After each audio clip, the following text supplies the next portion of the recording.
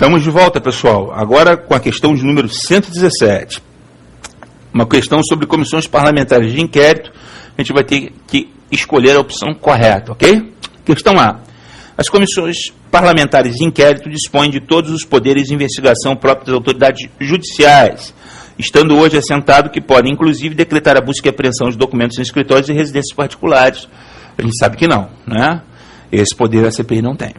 Letra B. As comissões parlamentares de inquérito não têm o poder de anular atos do Poder Executivo. Realmente não tem. Não podem anular. Me parece essa a opção correta. Letra C. As comissões parlamentares de inquérito podem decretar a quebra de sigilo bancário e telefônico dos investigados, não necessitando motivar tais decisões, dada a sua natureza política. Qualquer quebra de sigilo fiscal, bancário ou telefônico, acesso ao extrato das contas telefônicas utilizadas pelo investigado, tem que ser fundamentado, né? Senão não vai produzir nenhum efeito jurídico válido. Letra D. As comissões parlamentares de inquérito têm o poder de promover a responsabilidade penal dos responsáveis por danos ao interesse público que tiverem apurado. Não, a CPI não apura, não promove responsabilidade penal, ela apura fatos, né, como a gente já viu em outras questões.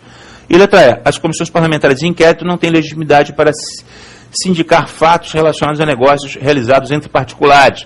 Tem sim, e foi uma decisão do Supremo na chamada CPI da Nike, que investigou a participação dessa empresa de material esportivo numa pretensa conspiração para que o Brasil perdesse a Copa de 1998 na França. Então, houve um questionamento se a CPI poderia ser instalada para avaliar, afinal de contas, a CBF e a Nike são entidades particulares, públicas não tem nada. E houve uma resposta positiva do Supremo que a CPI não pecava por inconstitucionalidade, quer dizer, ela pode apurar fatos entre particulares desde que esses fatos reverberem de alguma forma no chamado interesse público. Então, a opção B de bola é a única opção correta na questão 117, ok? B de bola. 118, assinale a opção correta. Nenhum brasileiro pode ser extraditado. Pode, a gente sabe que pode. O brasileiro nato não pode ser extraditado, mas o brasileiro naturalizado pode em duas hipóteses, né? O brasileiro nato pode ser repatriado, na chamada de extradição passiva, mas o brasileiro naturalizado pode ser extraditado passivamente, o brasileiro nato ativamente, no caso de repatriamento. Então a opção A está errada. Letra B. Durante o período de prisão albergue, o condenado por sentença criminal transitada em julgado não sofre suspensão de seus direitos políticos. A suspensão dos direitos políticos, prevista lá no artigo 15 da Constituição, enquanto durarem os efeitos de sua condenação. Quer dizer, mesmo o chamado de período de prova de livramento condicional, é perfeitamente possível, e é o que acontece, que o detento, que ainda recebe o nome de detento, embora esteja em período de prova, esteja cumprindo a pena, digamos assim, extramuros, o detento tem todos os efeitos acessórios da condenação mantidos, inclusive a suspensão dos direitos políticos. Então a opção está errada por isso. Letra C. Atos de improbidade administrativa acarretam a perda dos direitos políticos. Perda não, suspensão. E se você pegar a Lei 8.429, você vai ver que no máximo a suspensão pode durar 14 anos. Não perda. Perda seria uma cassação definitiva, perpétua, portanto, e nós não admitimos penas de caráter perpétuo aplicadas a brasileiros e estrangeiros residentes no país. Letra D. Somente os brasileiros podem titularizar cargos públicos, não há situações em que estrangeiros, mesmo portugueses equiparados, podem ser funcionários públicos. E letra E. O analfabeto não possui capacidade eleitoral passiva, realmente o analfabeto não pode se eleger, conforme preceitua o artigo 14, parágrafo 2º, então a opção correta aqui é realmente, a única opção correta é realmente a opção E. Questão 119. A respeito do federalismo brasileiro, é correto afirmar. Letra A. A Constituição Federal adotou o sistema de repartição horizontal de competências, não acolhendo o sistema de repartição vertical. Há situações na Constituição em que nós vamos ter um sistema de repartição vertical, sim. A gente não pode afirmar que todo sistema de repartição se baseia na horizontalidade. Há casos excepcionais em que uma entidade federativa vai se sobrepor a outra, que lhe sofre uma intervenção federal, uma intervenção estadual, um estado de defesa ou um estado de sítio. Letra B. Incumbe ao Supremo Tribunal Federal apreciar o pedido de requisição de intervenção federal em Estado-membro por descumprimento de ordem judicial provinda do seu trabalho, mesmo que tal decisão não tenha discutido questão constitucional. Se não discutiu questão constitucional, não incumbe ao Supremo Tribunal Federal decidir isso. Portanto, essa opção está errada. Letra C. Para garantir a execução de lei federal, a Constituição prevê a intervenção federal nos municípios brasileiros que sistematicamente descumprirem. A gente pode parar de ler porque a intervenção federal não se dá em municípios, a não ser que esses municípios estejam localizados em territórios federais. Letra D. Segundo o modelo clássico do Estado Federal, acolhido pelo Constituinte brasileiro, os Estados-membros participam da formação da vontade da União por meio de seus representantes na Câmara e no Senado, não representantes no Senado. E letra E. O município pode legislar sobre o horário de funcionamento de estabelecimentos comerciais e bancários em seu território. Estabelecimentos comerciais, sim. Bancários, não. E tem até uma súmula do Supremo, se não me engano, a 345, que diz que compete aos municípios. Então, realmente, a única opção correta é a opção A. A repartição é horizontal, embora admita alguma verticalização excepcional. Mas, como regra, se baseia na horizontalidade. 119, opção A. Vamos para a questão de número 120. Assinale a opção correta. É constitucionalmente ilegítimo o projeto de lei sobre matéria de iniciativa exclusiva do Presidente da República, que foi proposto por um grupo de parlamentares do Congresso Nacional, mesmo que a lei tenha sido sancionada pelo chefe do Poder Executivo. Correto. É constitucionalmente ilegítimo isso. A gente tem uma súmula número 5 do Supremo Tribunal Federal que afirma que a sanção do presidente a projeto de lei com vício de iniciativa supre o vício, saneia o vício, resolve o vício, cura o vício. Essa súmula número 5, no entanto, não está mais produzindo efeitos, há muitos anos. O Supremo Tribunal Federal mudou o posicionamento jurisprudencial e entende que se eu estou diante de um projeto cuja iniciativa é exclusiva do presidente da República, em razão da matéria, uma daquelas matérias do parágrafo 1º do artigo 61, e outrem, qualquer outra pessoa, qualquer outro órgão tem iniciativa desse projeto e não o presidente da República, eu estou diante de um vício insanável de inconstitucionalidade formal subjetiva. O vício de inconstitucionalidade formal é, por definição, insanável e contamina todo o projeto. E se esse projeto vira lei, o projeto formalmente inconstitucional vira uma lei formalmente constitucional. E o grande problema desse tipo de inconstitucionalidade formal é que ela necessariamente exige a nulidade total da lei. Mais adiante, o Supremo Tribunal Federal, devidamente provocado numa jurisdição concentrada de controle, não vai ter opção.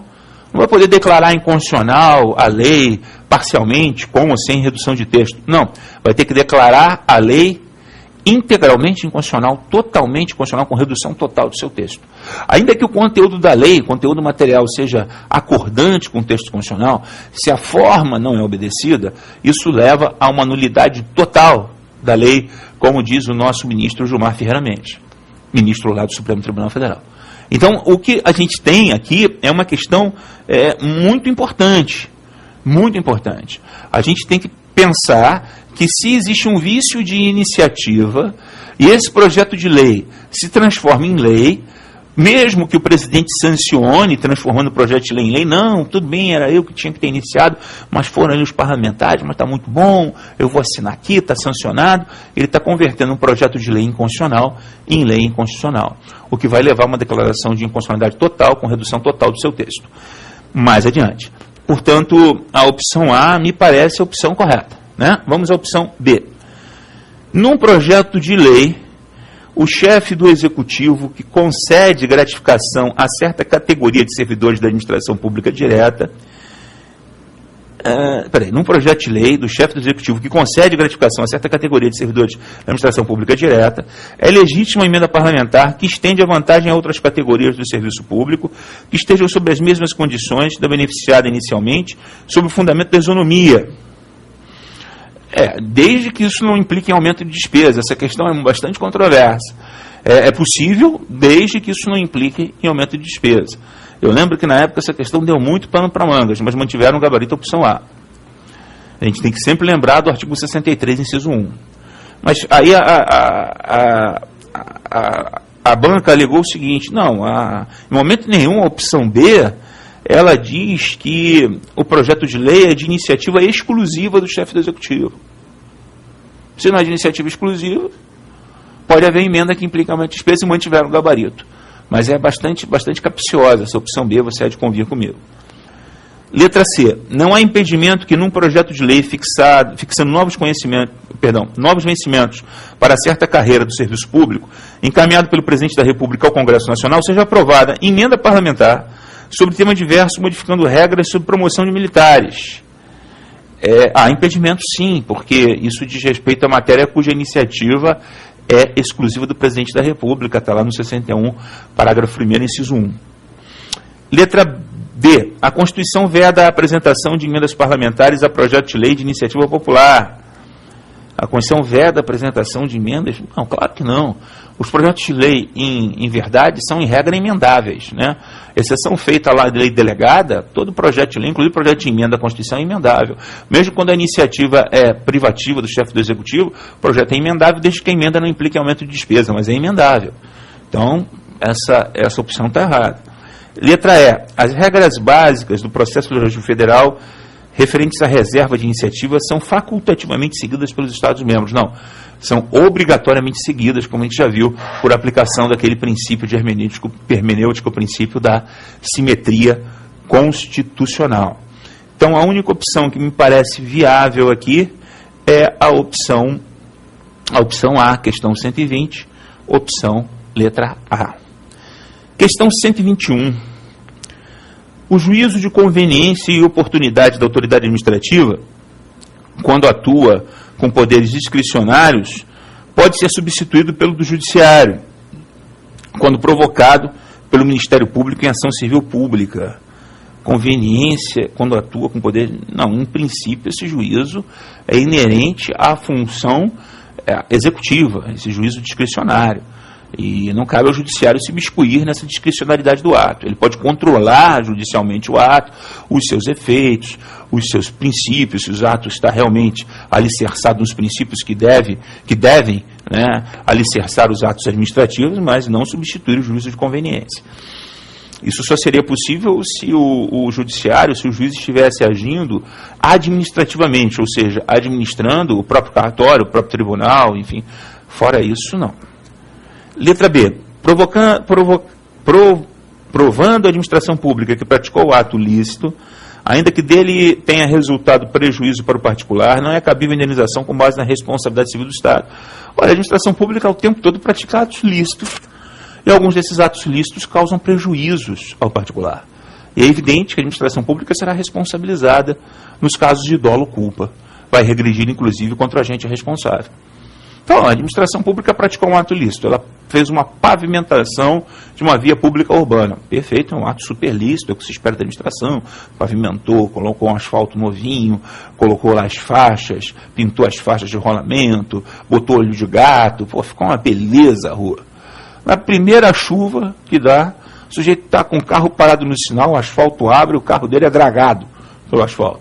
A administração pública não vai ser responsabilizada? É claro que foi, vai ser. O ato é lícito, mas foi mal feito. E por conta disso, a administração pública será responsabilizada. Não seria possível outra solução, né?